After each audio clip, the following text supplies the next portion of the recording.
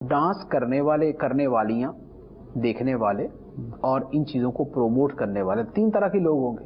کرنے والیاں ہوں گی، ٹھیک ہے، دیکھنے والے ہوں گے، اور تیسرے نمبر پہ سے پروموٹ کرنے والے آرگنائزرز یہ ہوں گے. تینوں کے حوالے سے قرآن کے احکام، احادیث کے احکام بڑے واضح ہیں. ٹھیک ہے، آپ غور کریں، میں آپ کو دو آیتیں عرض کرتا ہوں. وہ دو آیتیں اور ناچنے والیوں جنہیں ڈانسرز کہا جاتا ہے اور بڑے معزز القاب دیے جاتے ہیں، لیکن ناچنے والیاں ہی اصل لفظ ہے ان کے لیے اردو کے اعتبار سے. تو اللہ تعالیٰ فرماتا ہے وَلَا يَضْرِبْنَ بِأَرْجُلِهِنَّ لِيُعْلَمَ مَا يُخْفِينَ مِنْ زِينَتِهِنَّ. اللہ، ٹھیک ہے. ارشاد فرمایا کہ عورتیں اپنے پاؤں زمین پر زور سے نہ ماریں، ٹھیک ہے، کہ ان کی پوشیدہ زینت ظاہر ہو.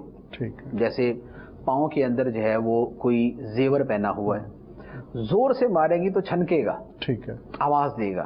تو فرمایا عورتیں اپنے پاؤں چلنے کے اندر بھی، ڈانس میں نہیں، وہ تو بہت آگے کی بات ہوگی، چلنے میں بھی زمین پر اس طرح زور سے نہ ماریں کہ ان کی پوشیدہ زینت ظاہر ہو. ٹھیک ہے، ٹھیک. یہ جو ناچنے والیاں ہوتی ہیں، ان کا عمل اور قرآن کی اس آیت کا حکم، ذرا ان دونوں کو سامنے رکھ کے دیکھ لیں. وہ تو پاؤں چھنکاتی اس لیے ہیں جی کہ پتہ نہیں کیا کیا نظر آئے، زینت سے آگے کی چیزیں بھی نظر آ جائیں. ٹھیک ہے. اللہ تعالیٰ فرماتا ہے قرآن مجید کی آیت مبارکہ، فرمایا وَلَا يُبْدِينَ زِينَتَهُنَّ إِلَّا لِبُعُولَتِهِنَّ. ٹھیک ہے، عورتیں اپنی زیب و زینت نہ ظاہر کریں مگر اپنے شوہروں پہ. پھر اس کے بعد محارم کا تذکرہ، باپ ہے، بیٹا، جن کے سامنے زینت کا اظہار جائز ہے. تو لیکن باپ، بیٹے، محارم کے علاوہ جو ہے وہ صرف شوہر ہے. ٹھیک ہے، فرمایا عورتیں اپنی زینت ظاہر نہ کریں مگر اپنے شوہروں کے لیے.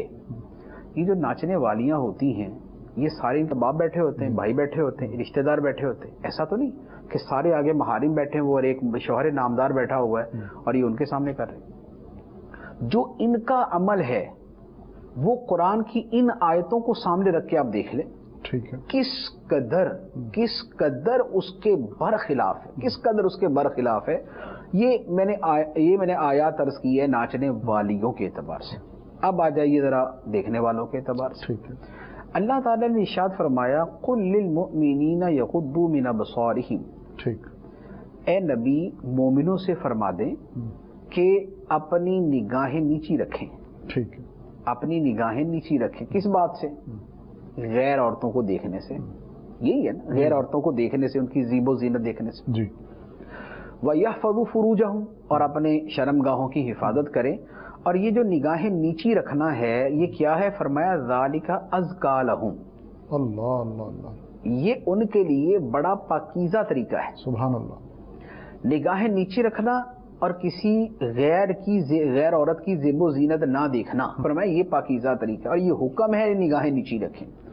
اب بتائیے کہ جو لوگ کسی محفل رقص کے اندر، کسی مجرے کے اندر یا ٹی وی کے اوپر جو رقص دیکھتے ہیں، ناچ اور ڈانس دیکھتے ہیں، یہ قرآن کا حکم ذرا سامنے رکھ لیں اور یہ عمل سامنے رکھ لیں. جی، ٹھیک ہے. اللہ تعالیٰ فرما رہا ہے کہ نگاہیں نیچی رکھیں، اور حدیث میں فرمایا کہ جو اپنی آنکھیں حرام سے پر کرے گا اللہ تعالیٰ اس کی آنکھوں میں آگ بھرے گا، قیامت کے دن آگ بھرے گا اس کی آنکھوں.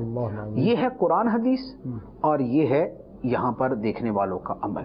اب ان دونوں کو ذرا ملا کے دیکھ لیں کہ کیا آپس میں مقابلہ سامنے آ رہا ہے. تیسرے نمبر پہ آگے پروموٹ کرنے والے آرگنائزرز. بڑی مشہور ڈانسر بلائی ہوئی ہے جی آج، کیا بات ہے، آپ دیکھیں گے، آپ ٹکٹ اتنے کی. یہ جو ذرا گھٹیا ٹائپ کے ہوں گے تو وہ ذرا 100 والی ٹکٹ کے اندر چل رہا ہوگا.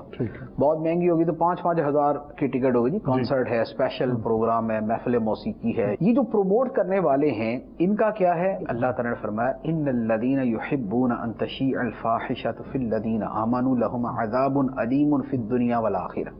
بے شک وہ لوگ جو چاہتے ہیں کہ ایمان والوں میں بے حیائی پھیلے، ان کے لیے دنیا اور آخرت میں دردناک عذاب ہے.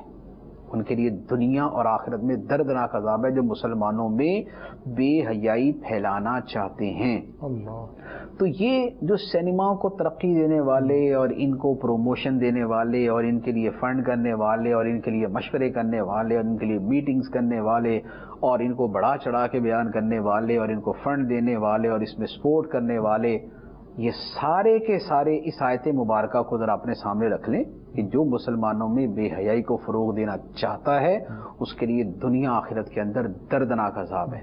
تو یہ جتنے کرنے کرانے والے ہیں ان کا معاملہ یہ ہے، اور پھر اس کے ساتھ یہ چیز بھی ہے کہ یہ جو آرگنائزرز اور پروموٹرز ہیں جی، ان سب کو تنے تنہا ان کا گناہ نہیں ملے گا، جملہ شرکا کا گناہ ان کے کھاتے میں آئے گا، اللہ، تمام شرکا کا گناہ بھی ان کے کھاتے میں آئے گا۔ حدیث مبارک میں فرمایا کہ جس نے کسی دلالت کی طرف، گمراہی کی طرف بلایا تو اس پر اس گمراہی کا بھی وبال، اور جو اس کی پیروی کریں گے ان سب کا بھی وبال و گناہ اس بندے پر آئے گا۔